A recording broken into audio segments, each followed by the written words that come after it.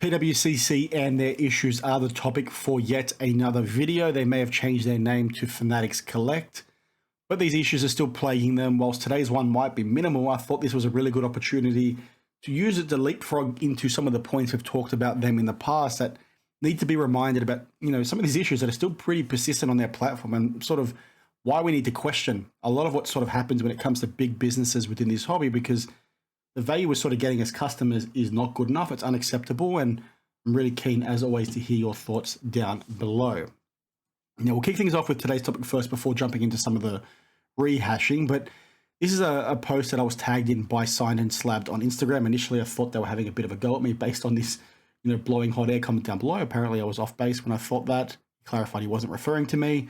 But this story is an interesting one because it relates to, PWCC, or Fanatics Collect, I should say, not honoring an auction after it ended. And you can sort of see here in the comment from the person who bought something off the platform, he says he highly recommended using Fanatics Collect when selling cards, but he discourages it when buying. This is an actual email they sent him today on an auction he won.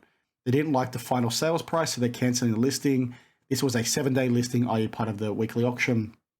So they had plenty of time to catch the error. And sort of the email basically says the person's name. They cancelled the sale because the card was not displayed correctly with the auction itself and most likely did not perform as well as it would have. Again, they're very sorry, but this is an inconvenience, whatever it is. Now, Sign and Slab has some pretty good comments here because he goes on to say, first, we couldn't get people to pay, and now we just reserve the right to not sell because it wasn't displayed properly. Are we sure PWCC or Fanatics Collect has changed that much? What an industry. And I agree, we're basically saying the same incompetence that we've seen over the years. And to give you guys a bit more context, this is what the auction photo looked like. So obviously, some people may not have bid as much as what they probably would have if the image didn't look as ridiculous as this. But it's just really weird for them to sort of wait until the auction closes in order to make the decision, right? You would expect them as a business, as an auction house, to be making sure that the images are correct, right? You'd expect it's part of their BAU process to be making sure that images don't let this happen. And they might slip through every now and then, but you would expect their business, process and operations to capture instances during the 7-day auction where something looks like it shouldn't. And it's one of those weird ones because it looks as though maybe it was just very, very lazy on their part and they wanted to hedge their bets, right? They saw the photo was crap. They didn't really want to fix it. They just wanted to sort of see what happened. And when it sold for a much lower price, they decided to sort of just cancel it and screw this buyer over. And if you're not sure which player it is a Jordan Lawler rookie auto out of 75 in a PSA 10 slab. I should have clarified that earlier.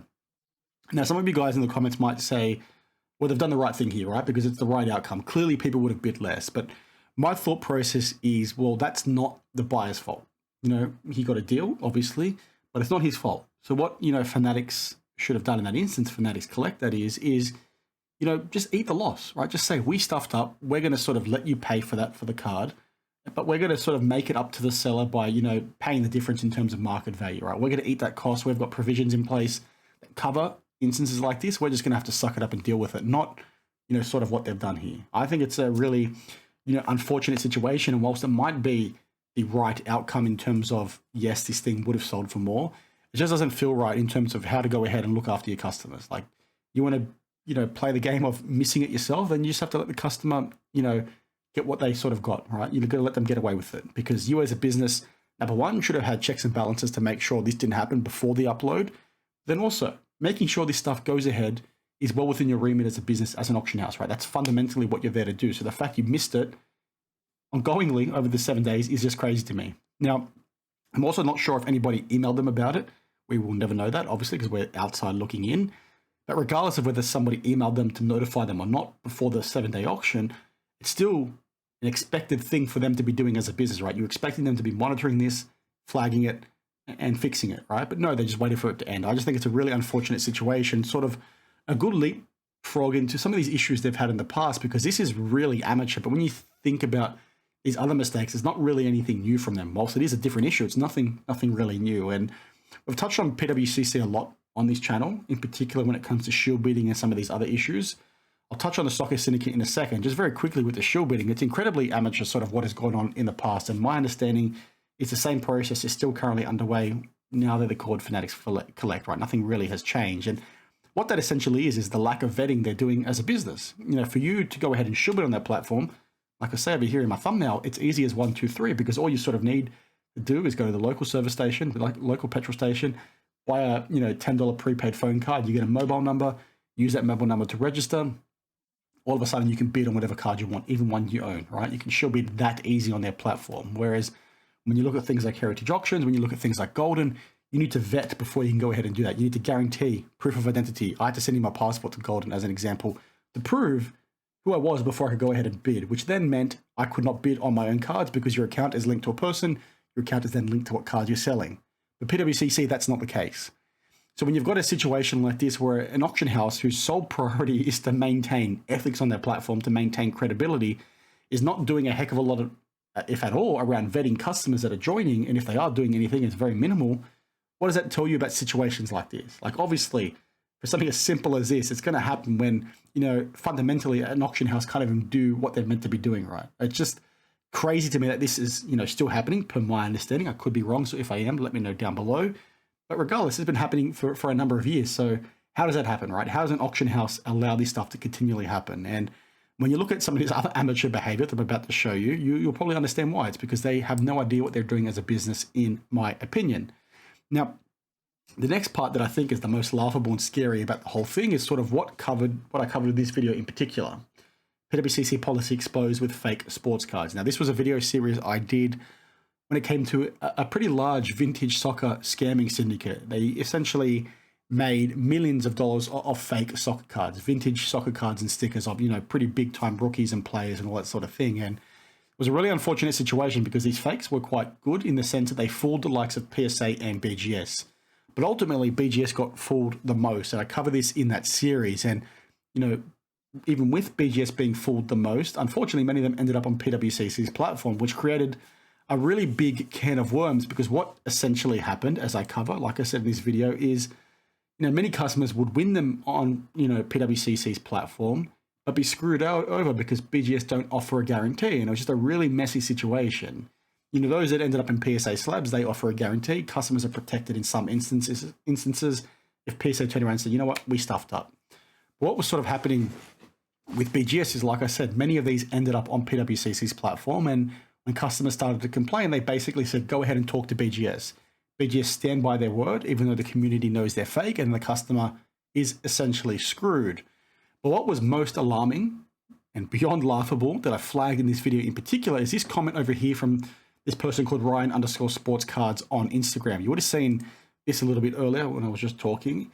This person is a 15-year veteran at the time, so probably 16 or 17 years now, with PWCC. They are the senior fraud protection and assets expert at PWCC. Apparently, they are the lead IAPL person, and they are the person that does the creating the video content, I should say, for the premier auction. But what this person sort of flagged in this comment over here, which was the highlight of this video, was beyond ridiculous. Their first comment was to the person who made this post, can you please DM me? I've been trying to stay on top of these soccer fakes graded by Beckett, but some slipped through. I will have this pulled and reviewed. Definitely looks fake to me, but ultimately it's up to Beckett and their opinion. Thank you for staying on top of it. A few people pushed back, and Ryan responded and says, yes, the review process involves the card being shipped to Beckett for review. Sadly, and this is the kicker, they always stand by their assessment, even though the community knows the card is most likely fake. We have to honor Beckett's judgment as they are the third-party service. It's their responsibility. For now, it's a mess.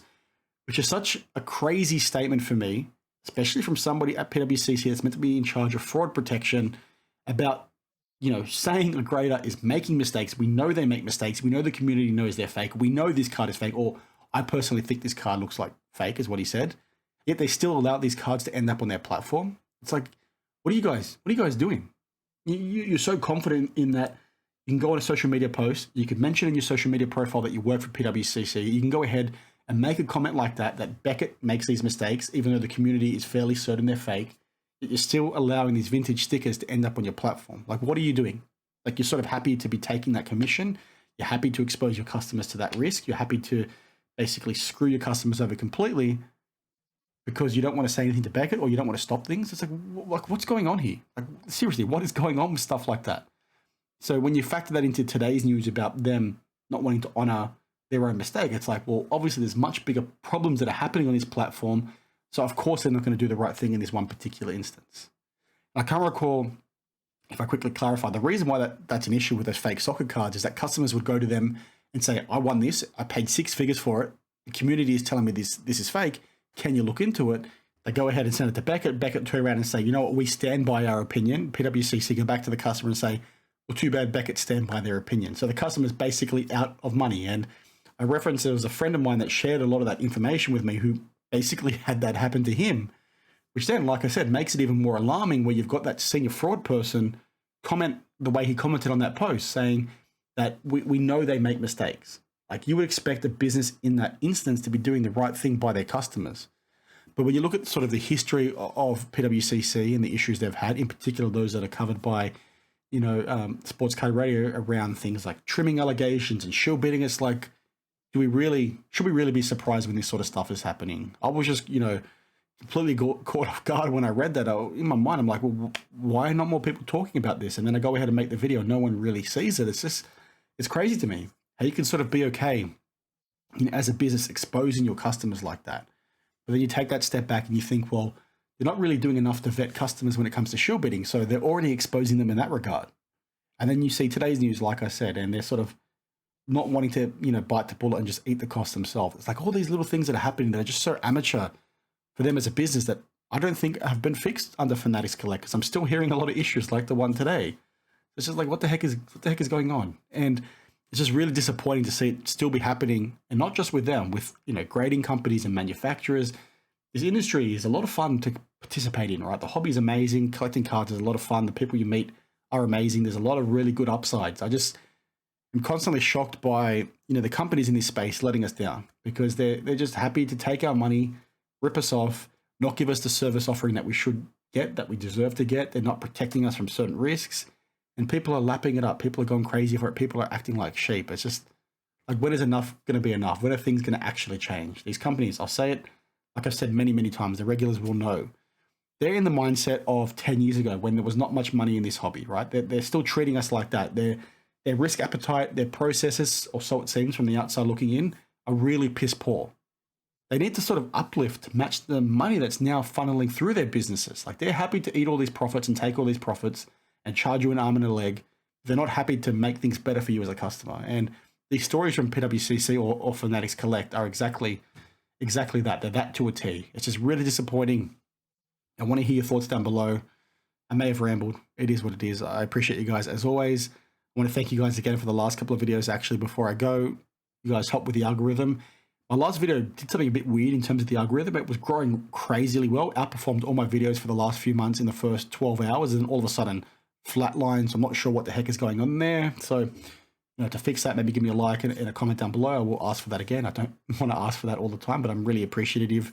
And if you want my videos to be notified, just make sure the notification bell is on. I don't think I've ever asked for that, but it is what it is. That's sort of it for today. Share your thoughts down below, and I'll see you guys in the next one. Cheers.